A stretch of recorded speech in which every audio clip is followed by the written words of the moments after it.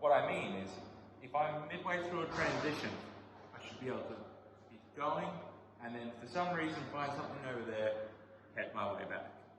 Alright, so there shouldn't be a point in your get up where you are so committed to the movement that you can't go, no, I'm going back.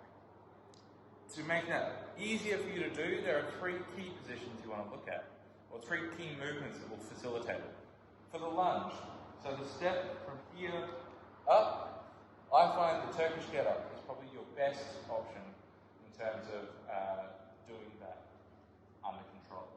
So if you can get good at doing a Turkish get up, a single leg deadlift, then the single leg deadlift, that hinge is going to make it so that when you're under load, you can mimic that movement, keep the load here, and then if you decide that you're midway through and you want to go back, you've got that option. If you find that there's something sharp behind you, you don't have to step on it, and that's going to make life easier.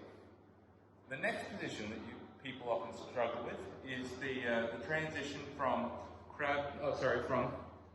planted to bring the leg through. So inserting the leg can be a real issue for some people. For that one, practicing crab to crawl, getting used to taking the leg under control, where you can see here, as I pick that leg up, I've got 2 points of support and I come through. Alright, very similar to your get up where you take the load on these and then place your leg through.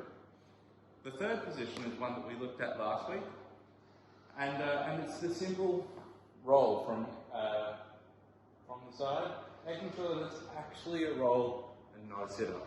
If I'm rolling, then I can actually have the ability to pull with here or push with there to adjust the direction in which I'm traveling and demonstrate control over the movement. Try out those three movements, see how they help your understanding of your get up, and let me know how you go.